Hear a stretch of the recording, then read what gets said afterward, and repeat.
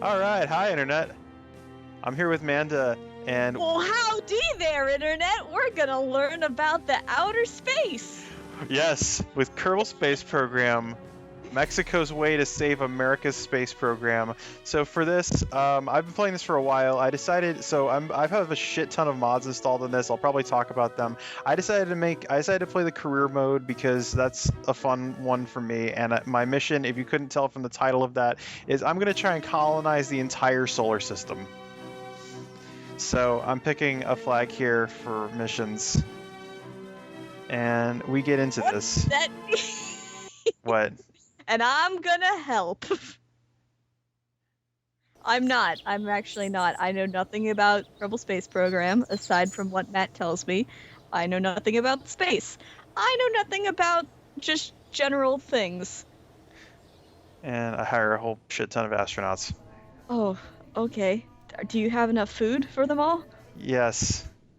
Actually, that's a mod I actually added that requires things like life support Oh no. Why would you make things harder for yourself? because I want to impose a challenge. So I added a pack. There's a pack in here called the Kerbal Interstellar pack, which adds a whole bunch of new research options and also adds things like warp drive later on.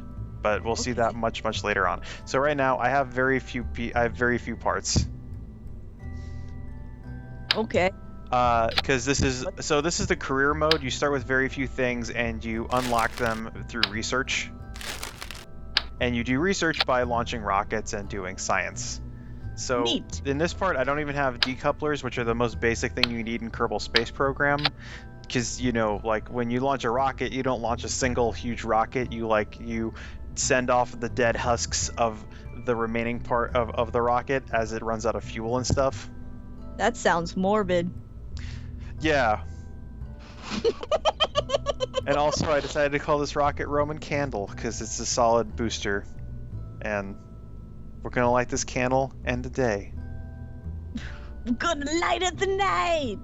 I also have another mod, the Deadly Reentry mod, which actually adds things like reentry heating, which is going to happen at some point in this launch. And that's a really weird sound, but this game's still in development. Oh, look at it go! Yeah. Oh! Oh! It's going! And yeah, you see the mock effect going around the side because we broke the sound barrier. Matt, I have a good feeling about this one. I think it's gonna get there. I think it's gonna go the distance. It's gonna go for speed? Yeah. I think it's gonna have all of its rocket dreams fulfilled. It almost doesn't because it keeps accelerating, and one of the things is that once you get above a certain altitude and hit a certain speed, then things start heating up, and I almost burned my parachute up, which would have been bad. Oh, there's your guy. Is he in it? Yeah, you see on the bottom right there is the astronaut inside. I have Jeb Kerman, who's the default astronaut. There's a lot of jokes about him being a badass because somewhere in the game's code there is actually a tag given to him that is referred to as the badass tag, meaning that no matter what happens, normally the astronauts will have different expressions depending on what's happening. Like if bad things are happening, they'll start looking worried. Jeb always has a smile, even if the rocket is like going down in flames and about to crash into the planet. And speaking of going down in flames and about to crash... He's just happy to be here. Talking about going down in flames and about to crash into the planet, I realized I made some aerodynamic problems with this rocket. Namely, you see I'm trying to turn it around so that it doesn't crash into the sea like a dart? Because I have a parachute going out the back, and when that parachute finishes deploying, this is going to crack like a whip. Oh. And fortunately, the rocket was light enough that the parachute didn't rip off. Instead, the solid rocket motor that was propelling it tore off and crashes into the sea. Wow, look at him. He is having a good time. Yeah, he always has a good time. Every day is a good day for Jeb Kerman. It's because he's living his dream and going to space. Yeah. So also, Jeb has a different color spacesuit than everyone else. There's 3 astronauts that have different color spacesuits than everyone else, and that's because they're the original 3 that come with the game. So one of the things you do in the career mode here is you do... Also, I just love this. You've taken a sample of the water. It seems to dramatically increase the humidity of everything it touches. So the thing in the career mode is, like I said, you do science, and you do that by you take samples from planets, you do reports, you have your guys like take pictures of the planet and stuff, and that earns you science points, which you can spend in the research and development station to get new rocket parts. Are So they like brownie points? yes, but for science. Okay, sounds good. And I realized that Like enough. cosmic brownie points. Yes, and isn't actually, well, I mean, you don't buy cosmic brownies with them because you don't want to have cosmic brownies before you go into space. Why So not? also, I realized that it might be kind of boring to watch me build a bunch of rockets, so all these get sped up after the first one. But I don't know. Sweet music. Creation. Ooh. That is some sweet music. I know, I enjoy watching things being created. Well, you can still watch them because it's Oh, happening. yeah, I suppose. Sure. So basically, I got more parts and I got decouplers, which is the more important thing here. So I put the solid rocket motor on the back, as I did before, but now I have a liquid engine on top of that, and liquid engines are more. Doesn't seem like it'd stay attached. These are the jokes, internet. Well, the main thing about liquid engines that separates them from the solid engines is that the solid engines, you can't throttle them. They start burning, and then they keep burning until they run out of fuel, which is actually pretty realistic of most solid rocket motors. Apparently, there are some new ones that you actually can throttle and actually can cut out, but like for most of the space program, when you lit a solid rocket motor, it actually just kept firing until it ran out of fuel. Ah. In fact, the ones on the space shuttle, the ones on the space shuttle were that same way, and in the Challenger accident, there was one of the motors actually one of the motors was faulty and ended up resulting in the space shuttle exploding. But the solid rocket motors actually kept going. Like, you see them continue off in two directions after the space shuttle explodes. And NASA actually did have a plan to deal with this if something like that ever happened, which is both of the space shuttle solid rocket boosters actually have explosives in them that will just cause them to detonate, so they don't fly off and become unguided cruise missiles, basically. Oh God. So the only time they ever needed to use them was the Challenger disaster. And so, as you can see here, because of now I have more stages, and I could use the solid rocket motor to get me through the thickest part of the atmosphere. I could use this liquid motor to get into space. Actually, space in this game happens at, if you notice that thing up at the top that says M with all the numbers constantly increasing. Yes. That's the altimeter. When I get above 70,000, I am now in space. So you're in space. I'm in space. And so now I can actually jump out and I can look at, so I can take EVA reports. And so the only way your guys can observe anything about the planet is to climb out of the ship and look at it and say, yep, that's a planet. Are you gonna do the Red Bull thing where you jump?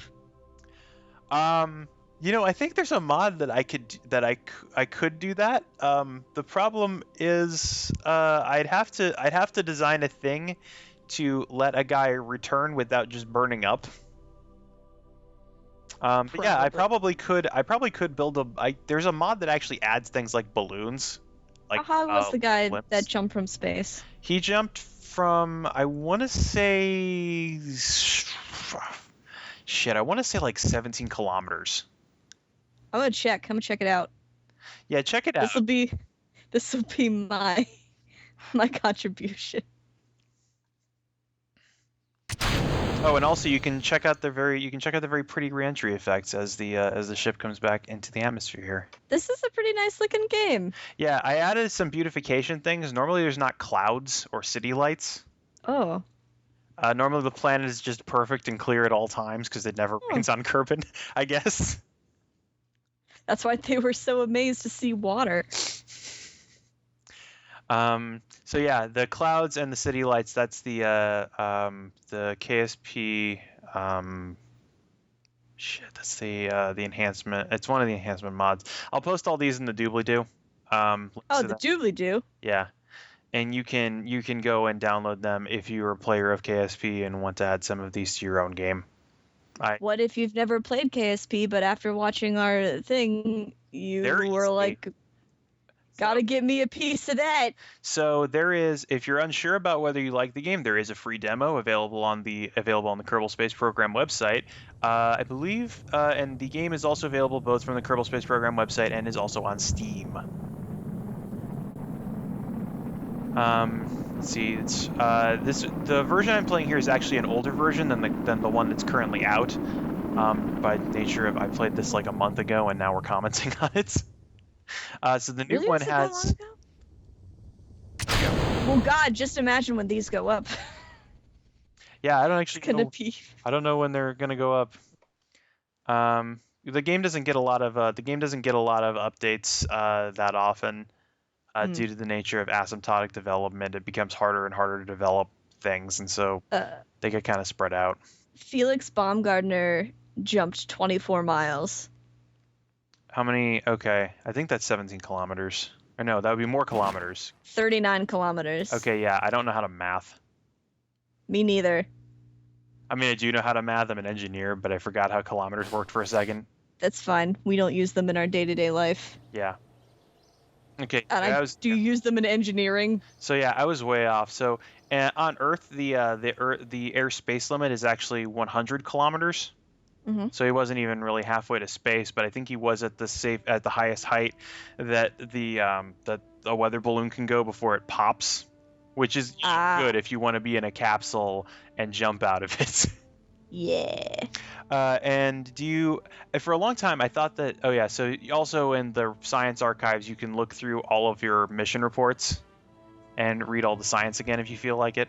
Oh, cool. Okay. And then I unlock I think I unlock better rocket parts and then also better construction parts here.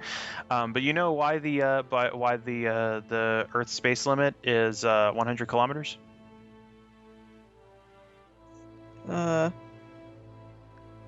Why? So for a long time I thought it was just like an international committee decided, that's a nice big round number that's way up there. 'Cause 100, yeah. It seems so perfect, but actually apparently 100 kilometers is the altitude at which the speed you'd have to go to maintain aerodynamic lift is the same as the speed you'd need to be in orbit. Oh, all right. So like everything just works out nice like that. Apparently. Nature is mysterious and beautiful. Although the thing is that even after you get past the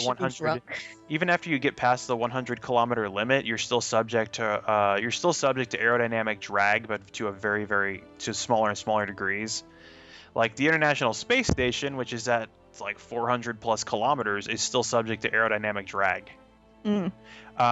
More so because they have the solar array wings, which are enormous.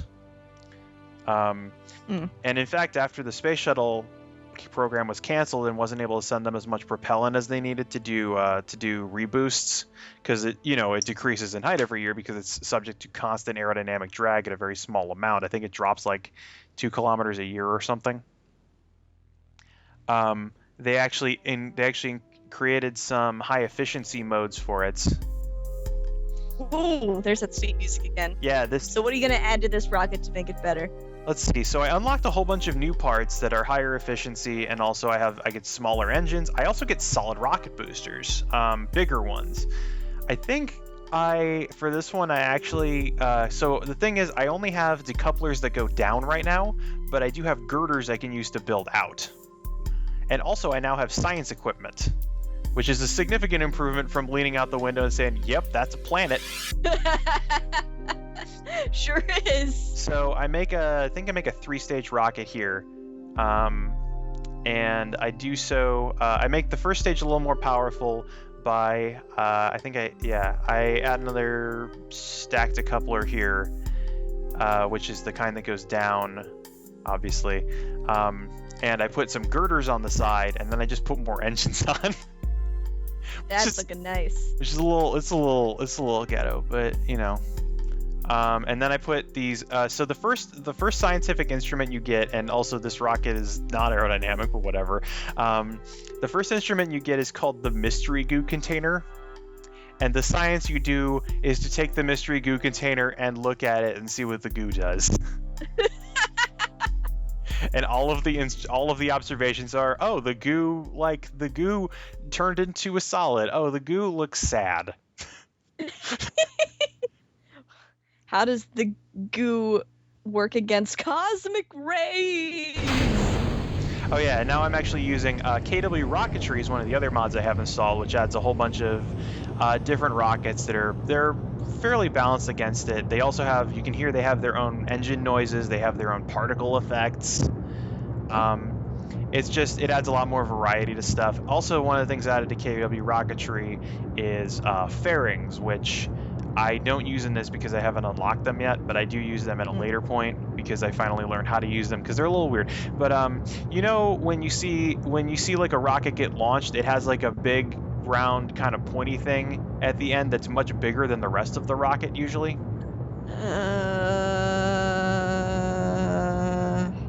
Like, it's whenever they launch a satellite. So like every satellite you see is really not that aerodynamic because it's designed to like be in space, so they're just boxes that are like covered in aluminum foil and solar panels. Hi, guy. A fairing is a thing that you construct around a satellite that, as you get higher in it makes the whole rocket aerodynamic. And once you pass the point where aerodynamic drag would be a really big factor, you blow those off the sides, and the satellite's now exposed. And then the fairings just burn up in the atmosphere. They crash into the Pacific Ocean. I see. Okay. So here's a question. If that's your rocket, then what's your cameraman in?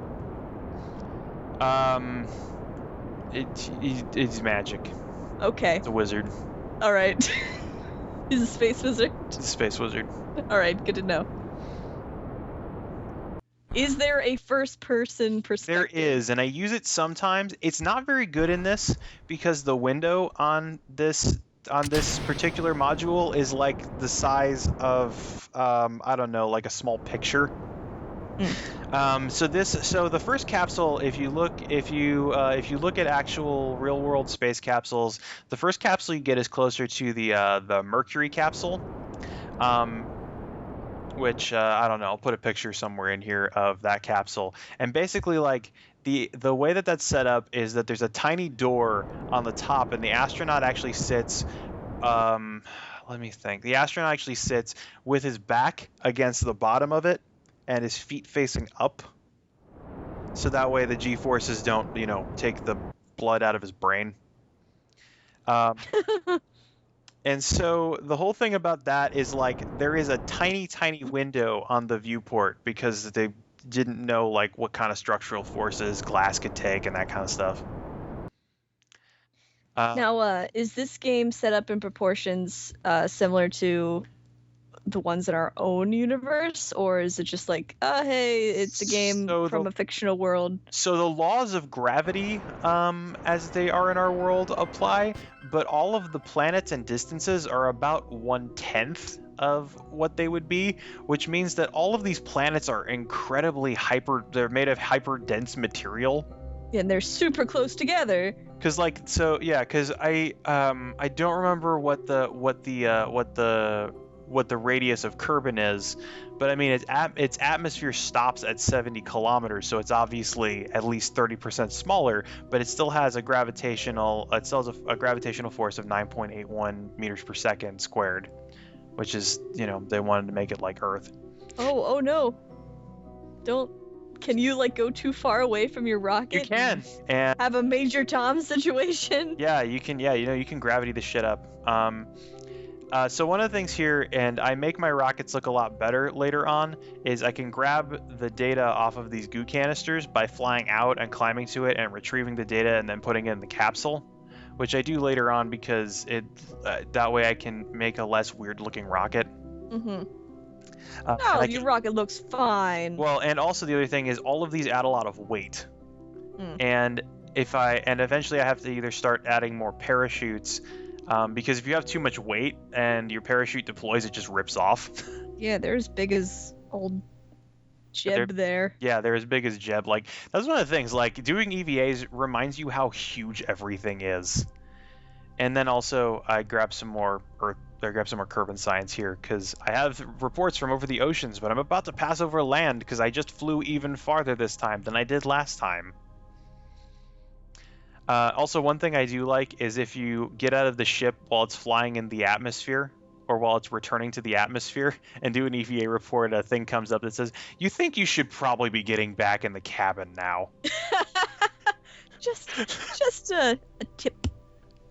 And in later parts, I've installed, there's a community mod that adds a whole bunch of new science things. Because if you notice here, the science reports are starting to get kind of boring, that they all just sort of go to, "You've recorded your observations of the situation." And new people added, basically someone made a Google Doc that you can use to replace the science.cfg file in your game folder, which has all the scientific descriptions, and they just crowdsourced it, so there's like hundreds and hundreds and hundreds of things that can be said. And I wish I had installed that back then. There's a long period in here where I keep doing this and then keep saying, "Oh right, I meant to install that." Oh yeah, and this is one of the points where I eject the module behind me, because one of the things is the capsule slows down faster than the junk that I just jettisoned, because the junk is much heavier. And so this leads to a cool thing where we get to see the space junk go and eventually get ahead of us. And every time I did this, I was really hoping that it would like start catching on fire and exploding or something cool, but it never did. Hello? Hi, sorry. Okay. A drink. Yeah, that's right. Yep. Oh yeah. Also, we get to see the sun pass behind the planet. If I don't fuck up the camera work here, there's a lot of neat like you see all the atmospheric blending and stuff like that. Mm-hmm. That's really cool. Yeah, and like the flames starting to engulf you. Yeah. So one of the things is that the game in version like 0.22 they added re-entry effects, but these don't do anything. So there's a mod I added called Deadly Reentry. Oh yeah, here's the first person view. Hey! I wanted to see. Wow, you can't see shit. Yeah, no, this is about the view that the actual like Mercury astronauts had as well. Wow.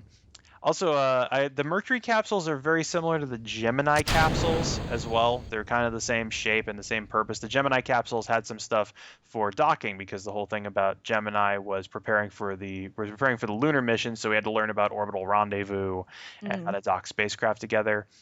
And actually, the reason that in these capsules they wear their spacesuits because there's no airlock. You open that door and it goes to space. And it's space, yeah, there's nothing. And so here's a question. How do you get an astronaut baby to sleep? I don't know. Rocket.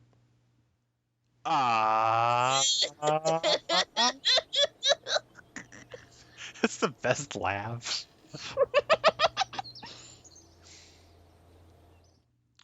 And more science means I can unlock more things. Congratulations on your successful mission. Yay! So proud. Space. So I got this part that added some fins. More importantly, it added radial decouplers, which are ones that go on the sides. So I can actually put on new kinds of things. And then I'm like, oh man, I really want these. I really want this science tech because it adds that science junior instrument, which is nice. And also batteries. There's just so much swag to get. So much swag. Bitches don't even know my swag. Ooh. So now that I have the radial decouplers, I don't need to do the weird girder thing. I can instead put the radial decouplers on and then also add solid rocket. I can add these huge solid rocket motors. And the new version added these things called tweakables, which allows you to like turn down the thrust. I like the size of your rocket. Yes. Glad. This is straight schnapps. That schnapps tastes like science. Yeah, it sure does. It's gonna taste like a whole new kind of science here soon. Are you a mixologist? I wish. Oh, yeah. No, I've become an artist. There's also some science I forgot to gather here. You can actually get there's a whole bunch of Easter eggs around the space center. You can do science sitting outside your rocket. You can also gather samples from the launch pad. One thing I also learned much later is you can climb all the flagpoles. I noticed that there seems to be like a a runway down there. Yeah, so it's a thing I haven't done here because I haven't unlocked it, but you can actually launch aircraft and space planes eventually. Ooh. Which can take off and land at a runway.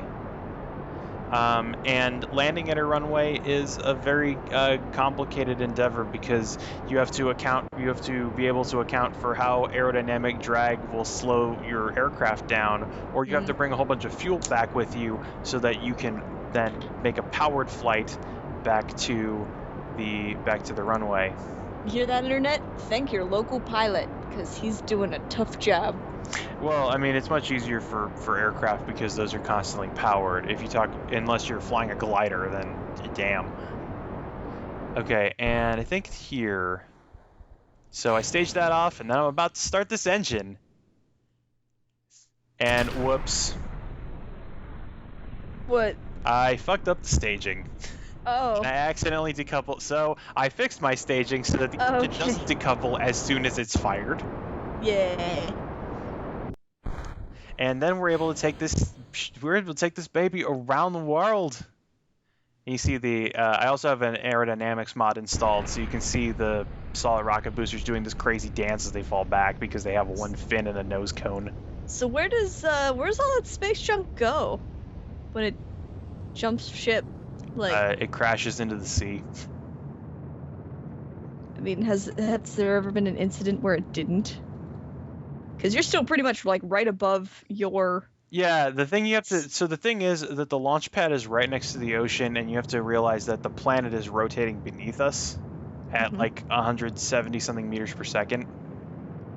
So by the time you take off, once you get to a decent enough height, they'll crash down into the ocean. Okay. There's currently no penalty for crashing rocket parts down on the Space Center yet, but in future versions there will be. Because that just makes sense. Yeah.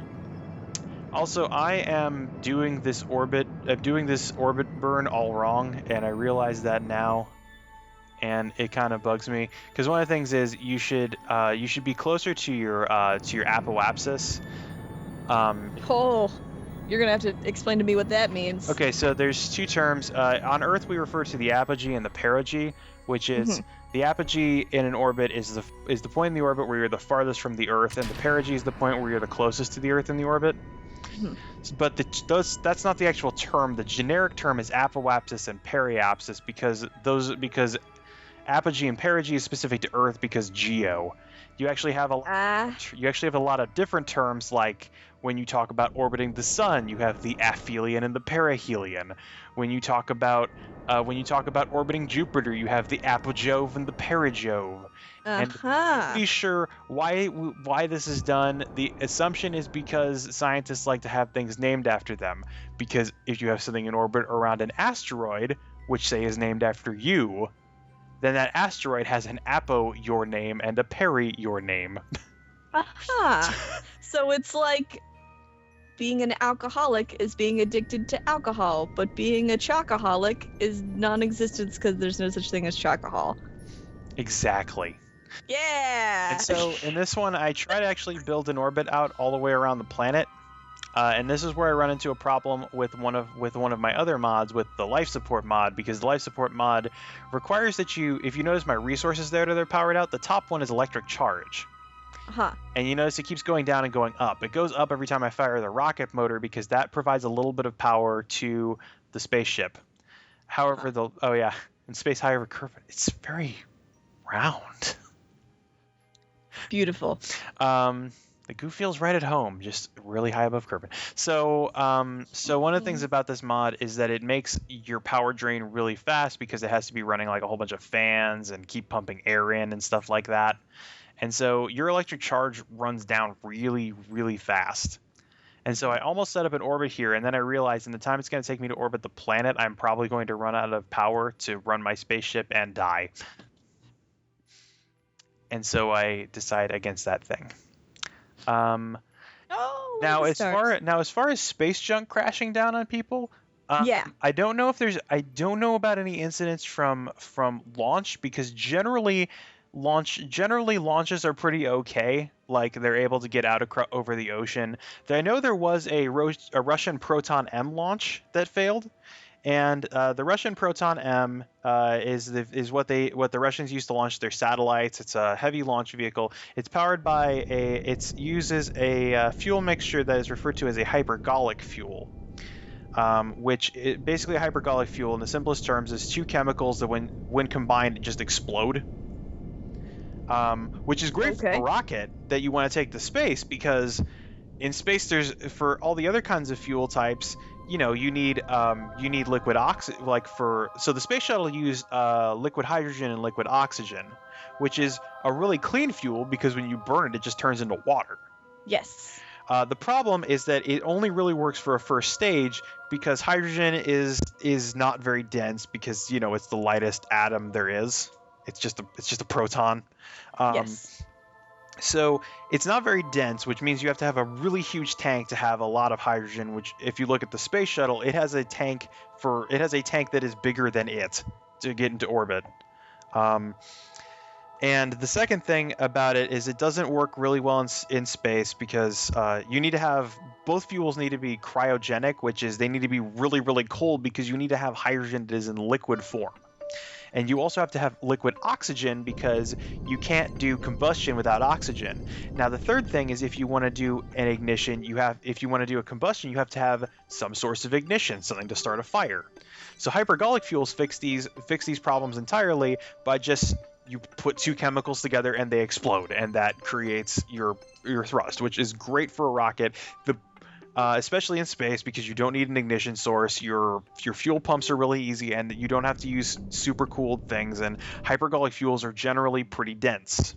So it's really good all around, except hypergolic fuels, the chemicals that make them are super, super toxic and corrosive, which is why they're so volatile. And also, hypergolic rockets, the exhaust they give off is also very, very toxic and corrosive. You're going backwards. Is that cool? Yeah, I want to be going backwards eventually, because I'm going to re-enter, and if I go in forwards and hit that re-entry flame, that's going to set my parachute on fire. Which is why there's a lot of things that can kill you. Yeah, no. If you ever listen, Neil deGrasse Tyson did a lecture called Stupid Design, which is his argument against, intelligent design. Where the first thing he talks about is how everybody talks about how beautiful life is and stuff like that, but then you look at space, you look at the universe, and about 97% of the observable universe will kill you instantly. Like, a lot of it's just empty space full of nothing. And then even stuff like that, you come back to Earth, so you move too fast, that builds up plasma, and you burst into flames and you die. And so what else was I talking about? Oh yeah, the hypergolic fuels. So I was talking about the Proton M rocket that crashed. So there was a Proton M rocket that one of the stages fucked up.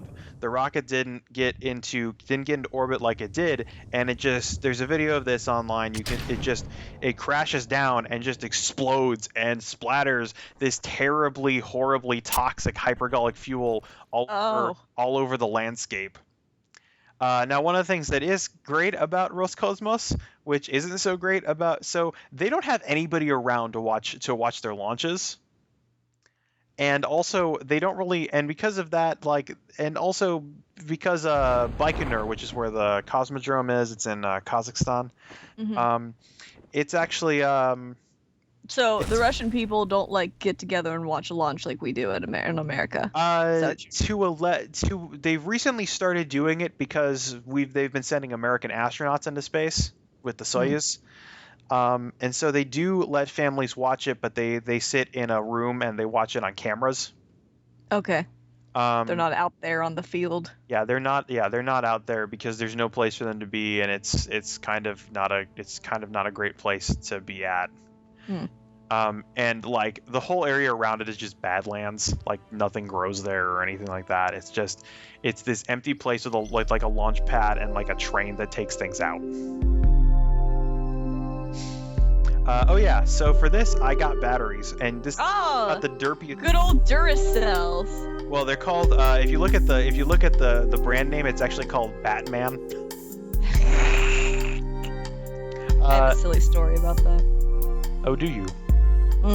Also, did you know that Batman versus Commissioner is an actual real court case that happened?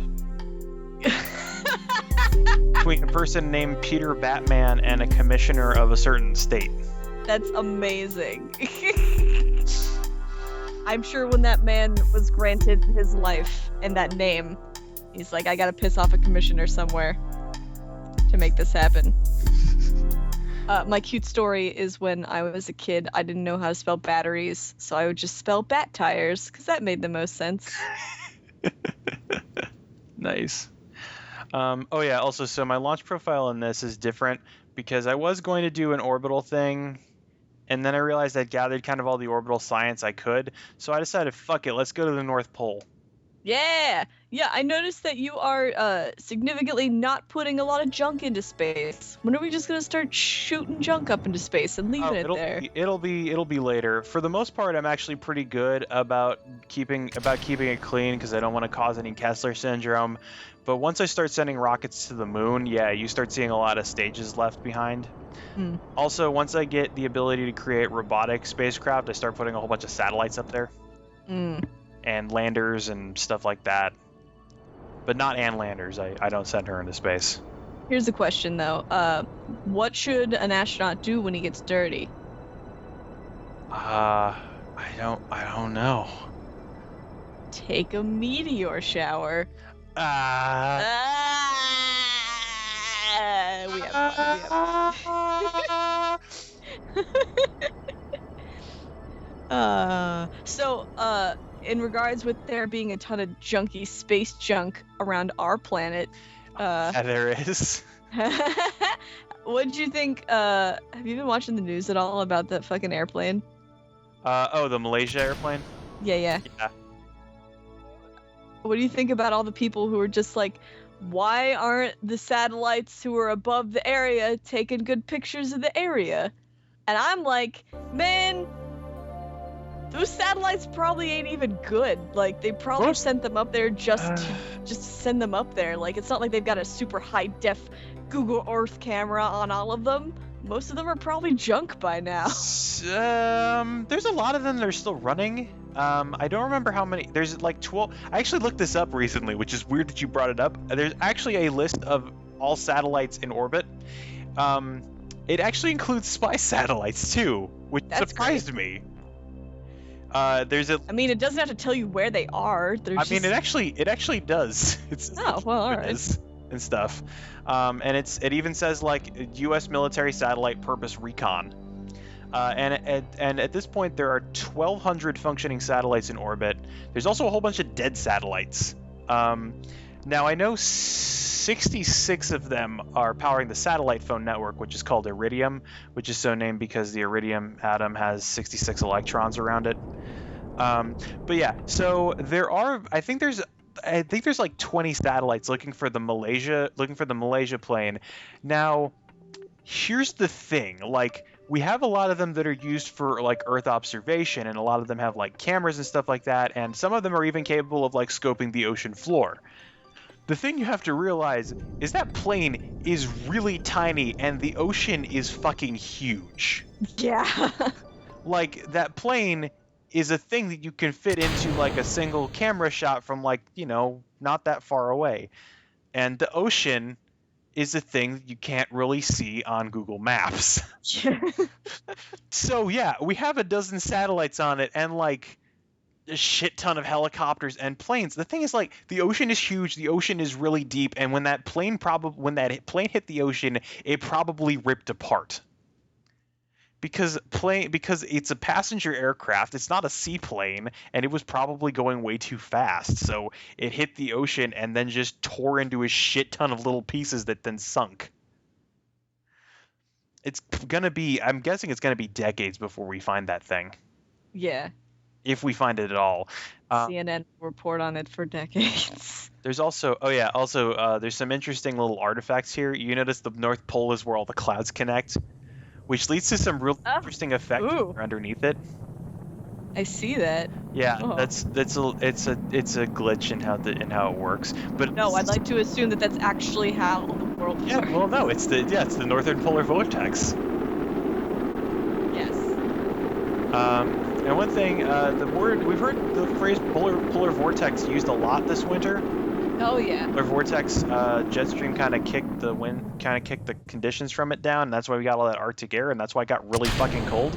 But especially for you, Mr. Chicago man. Yeah, well, I'm not as bad as Minnesota or Wisconsin or I don't know. Oh God, poor Zach and Hannah. But one thing that's interesting to note is any planet that has an atmosphere and a North Pole has a northern polar vortex.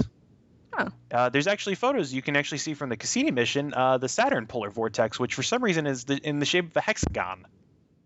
Oh, really? Yeah. That's weird. Yeah, it's super weird. Huh. Hey, how do we know that Saturn was married more than once? How all the rings? Hey, you're getting it. You're catching on. So I think I changed the camera here, and you can see it's kind of cool to see it from the ground. You see all the clouds spiraling into the center there. Oh wow. So how's old Jeb gonna get back there? Magic. I probably should have sent a plane instead of a rocket. They'll send a bus. They'll send another rocket to get him back. That's how it works. Also, I realized I missed a chance to plant a flag on the North Pole. Oh, this video is gonna end in like 10 seconds.